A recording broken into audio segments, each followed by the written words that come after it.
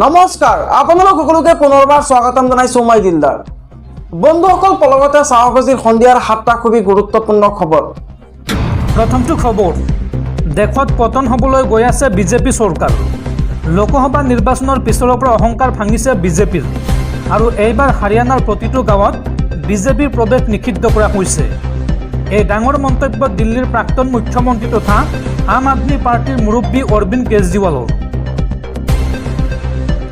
দেশত পতন হ'বলৈ গৈ আছে বিজেপি চৰকাৰ লোকসভা নিৰ্বাচনৰ পিছৰ পৰা অহংকাৰ ভাঙিছে বিজেপিৰ ফেল হৈছে বিজেপিৰ ডাবল ইঞ্জিন চৰকাৰ এতিয়া হাৰিয়ানাতো পৰাজয়ৰ সন্মুখীন হ'ব বিজেপি দল জম্মু কাশ্মীৰতো বিজেপিয়ে খাব মুখ ঠেকেচা ঝাৰখণ্ড মহাৰাষ্ট্ৰতো পতন হ'ব বিজেপিৰ জনসাধাৰণে বুজি পোৱা হ'ল বিজেপিৰ কেলেংকাৰী হাৰিয়ানাত এতিয়া গাঁওবিলাকত বিজেপিৰ প্ৰৱেশ নিষিদ্ধ কৰা হৈছে বিজেপিৰ বিৰুদ্ধে এইদৰে সোচ্চাৰ হৈ পৰিছে দিল্লীৰ প্ৰাক্তন মুখ্যমন্ত্ৰী অৰবিন্দ কেজৰিৱাল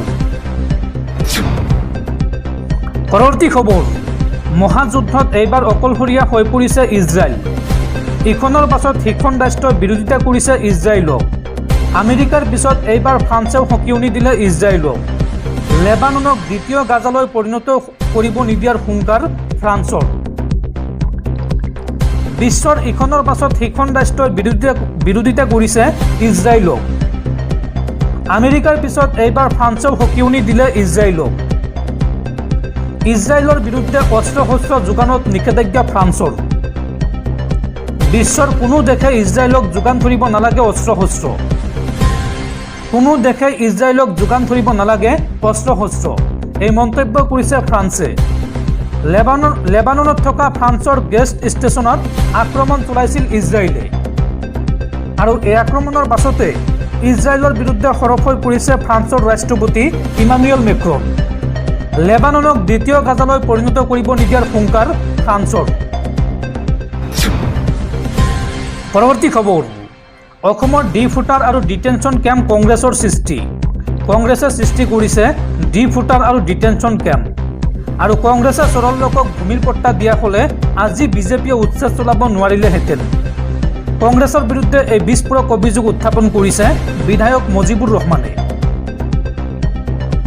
কংগ্ৰেছে চৰল লোকক ভূমি পট্টা দিয়া হ'লে বিজেপিয়ে আজি উচ্ছেদ চলাব নোৱাৰিলেহেঁতেন মিয়া মানুহ আৰু ভোট নিদিয়ে কংগ্ৰেছক পঞ্চায়ত নিৰ্বাচনত কংগ্ৰেছক প্ৰত্যাখ্যান কৰিব সংখ্যালঘুৱে ডি ফুটাৰ আৰু ডিটেনশ্যন কেম্প কংগ্ৰেছৰ সৃষ্টি উচ্ছেদ ডি ফুটাৰ ডিটেনশ্যন কেম্পৰ জৰিয়তে কংগ্ৰেছে মুছলমানক অত্যাচাৰ কৰিছে সংখ্যালঘু অধ্যুষিত এলেকাত একক সংখ্যাগৰিষ্ঠতা লাভ কৰিব এইবাৰ AIUDF-এ সমাগত পঞ্চায়ত নিৰ্বাচনক লৈ দলগাঁৱৰ বিধায়ক মজিবুৰ ৰহমানৰ এই মন্তব্য দৰ্শকসকল আৰু বহুতো গুৰুত্বপূৰ্ণ খবৰ আছে তাৰ আগতে আপোনাক জনাওঁ যে যদি আপুনি এতিয়ালৈকে এইটো ভিডিঅ'ত লাইক কৰা নাই তেন্তে এতিয়াই ভিডিঅ'টোত লাইক কৰি দিয়ক আৰু এনেকুৱা ধৰণৰ ভিডিঅ'সমূহ নিতৌ চাবলৈ চেনেলটো ছাবস্ক্ৰাইব কৰি কাষত থকা বেল আইকনটো প্ৰেছ কৰি ৰাখক পৰৱৰ্তী খবৰ সাৱধান বিশ্ববাসী আহি আছে এইবাৰ সৌৰ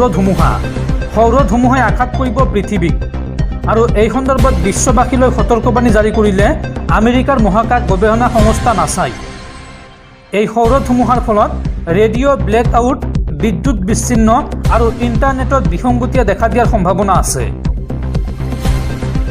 এক বৃহৎ সৌৰ ধুমুহাই আঘাত কৰিব পৃথিৱীক বিশ্ববাসীলৈ এই সন্দৰ্ভত নাছাই জাৰি কৰিলে সতৰ্কবাণী সৌৰ ধুমুহাই পৃথিৱীৰ চুম্বকীয় ক্ষেত্ৰত সৃষ্টি কৰিব পাৰে বিঘিনিৰ যাৰ পৰিপ্ৰেক্ষিতত ৰেডিঅ' ব্লেক আউট বিদ্যুৎ বিচ্ছিন্ন আৰু ইণ্টাৰনেটত বিসংগতিয়ে দেখা দিয়াৰ সম্ভাৱনা আছে অৱশ্যে মানুহৰ ওপৰত কোনো প্ৰত্যক্ষ প্ৰভাৱ নেপেলায় এই সৌৰ ধুমুহাই কৃত্ৰিম উপগ্ৰহৰ ওপৰত পৰিব পাৰে ইয়াৰ প্ৰভাৱ আৰু এই সন্দৰ্ভত বিশেষজ্ঞসকলে ইয়াক নিৰীক্ষণ কৰি আছে বা ইয়াৰ গতিবিধি নিৰীক্ষণ কৰি আছে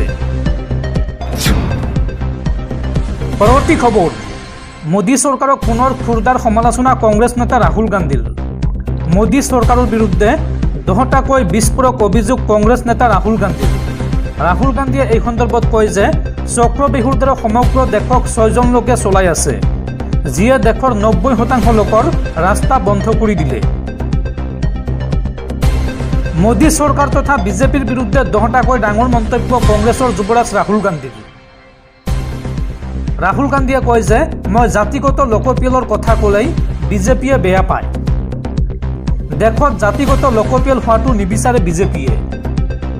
বিজেপিয়ে নিবিচাৰে দেশৰ জনতাই গম পাওক যে দেশ চলোৱা ছিষ্টেমটো কাৰ হাতত আছে। কংগ্ৰেছে যিদিনাই কেন্দ্ৰত চৰকাৰ গঠন কৰিব তেতিয়াই জাতিগত লোকপিয়ল কৰাব। কোনেও ইয়াক বাধা দিব নোৱাৰে। নৰেন্দ্ৰ মোদীয়ে হাঁহি হাঁহি 56 ইঞ্চিৰ বুকুখনেৰে নিৰ্বাচনৰ সময়ত 400খন আসনৰ কথা কৈছিল, কিন্তু তাৰ ফলাফল কি হ'ল সেয়া সকলোৱে জানে। হিন্দুস্তানৰ জনতাই দেশৰ সংবিধান মোদীৰ শিৰত লগাবলৈ বাধ্য কৰোৱাই দিলে। সংবিধানে যে সৰ্বোচ্চ সেয়া বুজাই দিলে। এয়া জনতাৰ শক্তি। দেশত 50% সংৰক্ষণ ব্যৱস্থা আঁতৰোৱা হ'ব। আমি এয়া প্ৰতিশ্ৰুতি দিছোঁ, সেয়া আমি কৰি দেখুৱাম। অগ্নিবীৰ যোজনাৰ জৰিয়তে ভাৰতৰ 90% লোকৰ হাতৰ পৰা পেঞ্চন কাঢ়ি ল'ব বিচাৰিছে বিজেপি চৰকাৰে। অগ্নিবীৰ যোজনাৰ জৰিয়তে সেনা জোৱানৰ পেঞ্চন, সন্মান আৰু শ্বহীদৰ মৰ্যাদা কাঢ়ি ল'লে মোদী চৰকাৰে। আদানী আম্বানীয়ে ভাৰতত সকলো ধৰণৰ ব্যৱসায় কৰিব পাৰে, কিন্তু দেশৰ দৰিদ্ৰ জনতাই ব্যৱসায় কৰিবলৈ বিচাৰিলে ৰাস্তা বন্ধ কৰি দিয়া হয়। চক্ৰবেহুৰ দৰে সমগ্ৰ দেশক 6জন লোকে চলাই আছে, যিয়ে দেশৰ 90% লোকৰ ৰাস্তা বন্ধ কৰি দিলে। এই মন্তব্য কংগ্ৰেছ নেতা ৰাহুল গান্ধীৰ। পৰৱৰ্তী খবৰ, এইবাৰ ড্ৰাগছ সৰবৰাহৰ গোচৰত গ্ৰেপ্তাৰ সংখ্যালঘু নেতা। নগাঁও আৰক্ষীৰ জালত পৰিছে সংখ্যালঘু নেতা আবু বক্কৰ ছিদ্দিক। সংখ্যালঘু সংগ্ৰাম পৰিষদৰ কেন্দ্ৰীয় কাৰ্যকৰী সভাপতি আবু বক্কৰ ছিদ্দিক। জুৰিয়াৰ পৰা গ্ৰেপ্তাৰ কৰা হৈছে আবু বক্কৰ ছিদ্দিকক। উল্লেখযোগ্য যে উজনি অসমলৈ মিয়াসকল যোৱাত বাধা দিয়াত মুখ্য ভূমিকা লৈছিল আবু বক্কৰ ছিদ্দিকে। পৰৱৰ্তী খবৰ, শিক্ষাৰ্থীসকলৰ বাবে জৰুৰী খবৰ। দেশৰ শিক্ষাৰ্থীসকলৰ বাবে এক বৃহৎ পদক্ষেপ গ্ৰহণ কৰিছে কেন্দ্ৰীয় চৰকাৰে। দেশৰ প্ৰতিগৰাকী শিক্ষাৰ্থীয়ে বাধ্যতামূলকভাৱে বনাব লাগিব আপাৰ ID কাৰ্ড। কি এই আপাৰ ID কাৰ্ড আৰু কি কামত প্ৰয়োজন হ'ব চাওঁ আহক। দেশৰ প্ৰতিগৰাকী শিক্ষাৰ্থীৰ বাবে বাধ্যতামূলক কৰা হৈছে আপাৰ ID কাৰ্ড। এতিয়াই উলিয়াই লওক আপোনাৰ আপাৰ ID কাৰ্ড। কি কামত প্ৰয়োজন হ'ব এই কাৰ্ড চাওঁ আহক। শিক্ষাৰ্থীৰ শৈক্ষিক তথ্য, বঁটা, ডিগ্ৰী, বৃত্তি আৰু অন্যান্য ক্ৰেডিট ডিজিটেলাইজ হ'ব এই কাৰ্ডৰ জৰিয়তে। প্ৰাক প্ৰাথমিকৰ পৰা উচ্চ শিক্ষাৰ শিক্ষাৰ্থীলৈকে সকলোকে প্ৰয়োজন হ'ব এই আপাৰ ID কাৰ্ড। 12 সংখ্যাৰ আপাৰ নম্বৰৰ যোগেদি এগৰাকী শিক্ষাৰ্থীৰ সকলো তথ্য সংৰক্ষিত থাকিব। ওৱান নেশ্যন ওৱান ID কাৰ্ডৰ লক্ষ্য কেন্দ্ৰীয় চৰকাৰৰ। কিদৰে উলিয়াব এই আপাৰ ID কাৰ্ড চাওঁ আহক। অনলাইন আৰু অফলাইন দুয়োটা মাধ্যমত কৰিব পাৰিব আপাৰ কাৰ্ডৰ বাবে আবেদন। আৰু ইতিমধ্যে ৰাজ্যৰ বিদ্যালয়সমূহত আৰম্ভ কৰা হৈছে আপাৰ IDৰ কাম কাজ। মই আপোনালোকক পৰামৰ্শ দিম নিজৰ বিদ্যালয়ৰ জৰিয়তে আপাৰ IDৰ কাম কৰিবলৈ। আৰু যদি অনলাইনত কৰিব বিচাৰে তেন্তে আপাৰ IDৰ বাবে একাডেমিক বেংক অফ ক্ৰেডিট ৱেবছাইটৰ জৰিয়তে অনলাইনত আবেদন কৰিব পাৰিব। পৰৱৰ্তী খবৰ, গুৱাহাটী বিশ্ববিদ্যালয়ৰ অৰাজকতা সন্দৰ্ভত মুখ্যমন্ত্ৰী হিমন্ত বিশ্ব শৰ্মাৰ প্ৰতিক্ৰিয়া। মুখ্যমন্ত্ৰীগৰাকীয়ে এই সন্দৰ্ভত কয় যে হোষ্টেলত পঢ়া শুনাৰ পৰিৱেশ থাকিব লাগিব। কোনো অনুষ্ঠান নাথাকিলে পৰাপক্ষত হোষ্টেলৰ প্ৰাক্তন আৱাসীসকল হোষ্টেলত নোযোৱা ভাল। প্ৰাক্তন আৱাসীসকলক সঘনে হোষ্টেললৈ অহা যোৱা বন্ধ কৰিব লাগে। গুৱাহাটী বিশ্ববিদ্যালয় কৰ্তৃপক্ষক এই আহ্বান মুখ্যমন্ত্ৰী হিমন্ত বিশ্ব শৰ্মাৰ। পৰৱৰ্তী খবৰ, কিংমেকাৰ নীতিশ কুমাৰে পুনৰ বিপাঙত পেলাইছে বিজেপিক। নীতিশ কুমাৰ বিশ্ব নেতা, গতিকে নীতিশ কুমাৰক ভাৰত ৰত্ন দিয়ক চৰকাৰে। এইবাৰ পোষ্টাল লগাই নীতিশ কুমাৰক ভাৰত ৰত্ন দিবলৈ দাবী JDUৰ নেতাৰ। বিহাৰৰ মুখ্যমন্ত্ৰী নীতিশ কুমাৰক ভাৰত ৰত্ন দিয়ক চৰকাৰে। JDUৰ নেতাই নীতিশ কুমাৰক ভাৰত ৰত্ন দিবলৈ দাবী জনালে বিজেপি চৰকাৰক। বিহাৰৰ পাটনাত পোষ্টাল লগাই JDUৰ নেতাৰ এই বৃহৎ দাবী। কিংমেকাৰ নীতিশ কুমাৰে সঁচাকৈয়ে লাভ কৰিব নেকি ভাৰত ৰত্ন?